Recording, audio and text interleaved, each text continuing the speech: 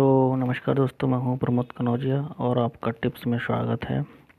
ये हमारा एक नया यूट्यूब चैनल है आईएएस की तैयारी के लिए। आपको अभी तो हम पॉलिटी का थोड़ा स्टार्ट करेंगे, बाकी जीएस का सारा इसमें पढ़ाया जाएगा। आज स्टार्ट करते हैं नए टॉपिक के साथ।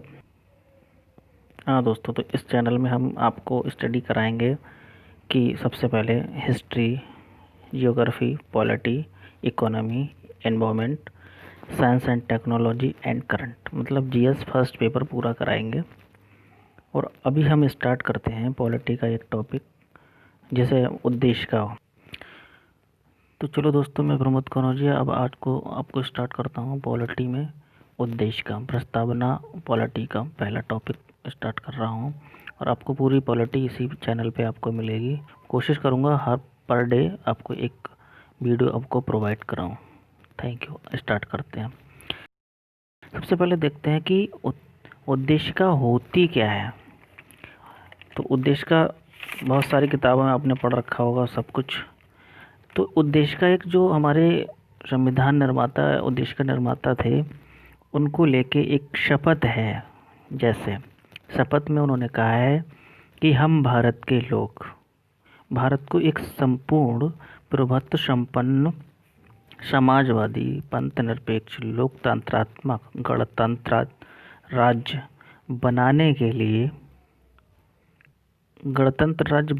लिए और तथा उनको समस्त नागरिकों को सामाजिक, आर्थिक, राजनीतिक न्याय, विचार, अभिव्यक्ति, विश्वास, धर्म और उपासना की स्वतंत्रता, प्रतिष्ठा और अवसर की समानता प्राप्त करने के लिए तथा उन सब में व्यक्ति की गरिमा और राष्ट्र की एकता और अखंडता सुनिश्चित करने वाली बंधुता बढ़ाने के लिए दृढ़ संकल्प होकर अपनी इस संविधान सभा में आज दिनांक 26 नवंबर 1949, इसको हम हिंदी में बोलें तो मिति मार्गशीर्ष शुल्क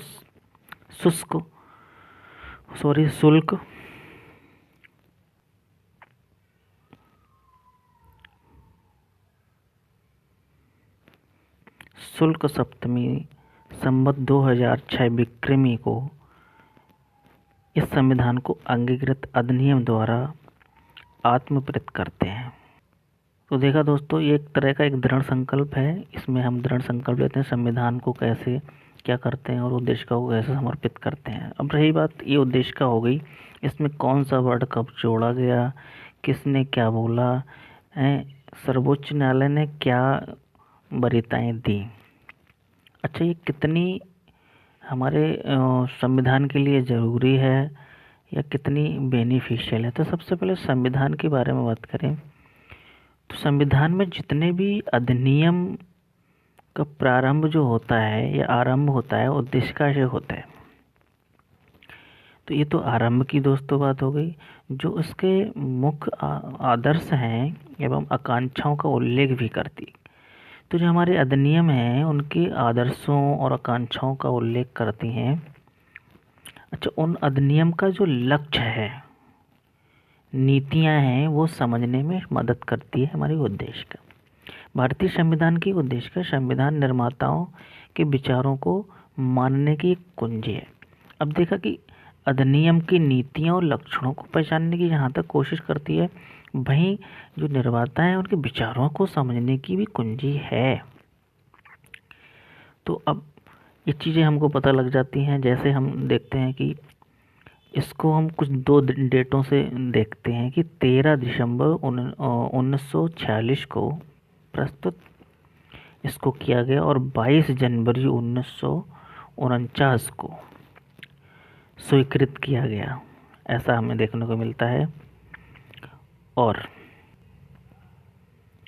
उद्देशिका में हम देखें कि जो हमारा कौन सा संविधान संशोधन इन्वॉल्व होता है, तो संविधान संशोधन 42वां 1976। इसमें 3 वर्ड जोड़े जाते हैं। पहले पैरा में जोड़ा जाता है समाजवादी और पंथ निरपेक्ष वर्ड, और छठे पैरे में अखंडता वर्ड जोड़ा जाता है। तो ये इस तरह से हमारा संविधान संशोधन 42वां इन्वॉल्व होता है। फिर हम देखें कि हमारे सुप्रीम कोर्ट ने बाद में इसमें क्या क्या है। तो सुप्रीम कोर्ट ने बोला है, एक बेरुवारी है 1960, इसमें इन्होंने दो बातें बोली थी कि उद्देश्य का जो है ना वो एक संविधान का अंग नहीं है। ये मूल उद्देश्य को उद्देश्य में इसमें कोई फर्क नहीं पड़ता अगर इसको हटा दिया जाए। दूसरा उन्होंने बोला कि जो हमारी संविधान की भाषा संदिग्ध है उस या अस्पष्ट वहाँ समझने में संविधान निर्माताओं के आशय को समझने में सहायक है, अतः ये संविधान निर्माताओं के विचारों को जानने की कुंजी है। तो बेरुवारी साहब ने यही बोला कि ये संविधान निर्माताओं के विचारों को समझने की कुंजी है। इसके बाद आते हैं केशवानंद भारती 1973। इन्होंने 4 बातें बोली थी। सबसे पहले कॉन्सेप्ट, मूल ढांचे का कॉन्सेप्ट इन्होंने दिया कि संविधान उद्देशिका में जो कुछ वर्ड हैं, जो जैसे जो वर्ड अभी समाजवादी, पंथ निरपेक्ष, अखंडता, ये जो है स्वर्ण सिंह समिति के द्वारा जोड़े गए थे। और ये जो है एक तरह से देखा जाए कि ये संविधान के मूल ढांचे के अंतर्गत आते हैं। तो मूल ढांचे का कॉन्सेप्ट जो है केशवानंद भारती ने दिया था, और देश के संविधान का अंग इन्होंने माना था। दूसरे इन्होंने कहा था कि ये निर्वाचन में उद्देश्य का बहुत बड़ा महत्व है। मतलब संविधान के निर्वाचन में कहीं भी किसी भाषा संदिग्ध है, भाषा को समझने के लिए निर्वाचन में बहुत बड़ा इसका। तो 4 बातें इन्होंने बोली। ये न्याय योग्य नहीं है, इसको लेके किसी को न्याय या निर्णय नहीं दिया जा सकता, इन्होंने बोला।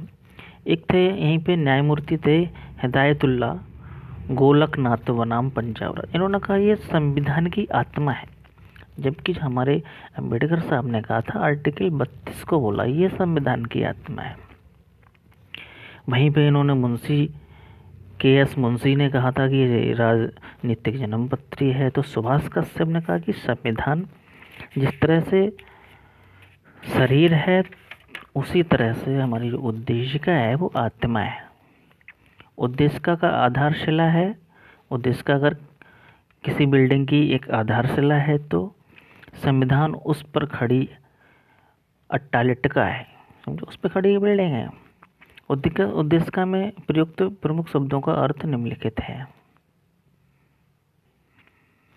हमारी उद्देशिका में हम भारत के लोग संपूर्ण, संप्रभुत्व, संपन्न और 5 प्रकार की स्वतंत्रता है, और 3 प्रकार का न्याय, 2 प्रकार की समानता, ये सब दिया गया। इनका जो विश्लेषण है उद्देशिका में दिया है वो आगे हम अगली वीडियो में बताएंगे। इसमें सिर्फ ये समझ लेते हैं ये लिया कहाँ से गया। हम भारत के लोग संयुक्त राज्य अमेरिका के संविधान से प्रेरित है, और संपूर्ण प्रभुत्व संपन्न मतलब आयरलैंड से प्रेरित है। और ये देखेंगे कि 3 प्रकार का न्याय सामाजिक, आर्थिक और राजनीतिक है। 5 प्रकार की स्वतंत्रता है, विचार की स्वतंत्रता, अभिव्यक्ति की स्वतंत्रता, विश्वास की स्वतंत्रता, धर्म की स्वतंत्रता, उपासना की स्वतंत्रता, और 2 प्रकार का क्या है, समानता है। तो वो हमारे 2 प्रकार की समानता, प्रतिष्ठा की समानता और अवसर की समानता है। केशवानंद के बारे में हम आपको बता ही चुके हैं। फिर हम देखते हैं कि 3 क्रांतियों का प्रभाव हमारी उद्देशिका पर पड़ा। वो फ्रांसीसी क्रांति है, अमेरिका क्रांति है और रूसी क्रांति है। फ्रांसीसी क्रांति में स्वतंत्रता, समानता और बंधुता 3 वर्डों का प्रभाव है। अमेरिका क्रांति से राजनीतिक और व्यक्तिगत स्वतंत्रता जो है अमेरिका क्रांति से प्रभाव पड़ा, राजनीतिक और व्यक्तिगत। इसी प्रकार हम देखें कि रूसी क्रांति एक आर्थिक समानता का इफेक्ट पड़ता है। तो इसे लघु संविधान भी 3 वर्णों को बोलते हैं, समाजवादी, पंथ निरपेक्ष, अखंडता। इन 3-4 वर्णों को अगली वीडियो में हम आपको समझाएंगे। प्रस्तावना में जो बंधुता वर्ड है वो एक बार ही रिपीट किया गया है। थैंक यू, धन्यवाद। ये हमारा वीडियो आपको कैसा लगा ज़रूर बताना। टिप्स में आपका स्वागत।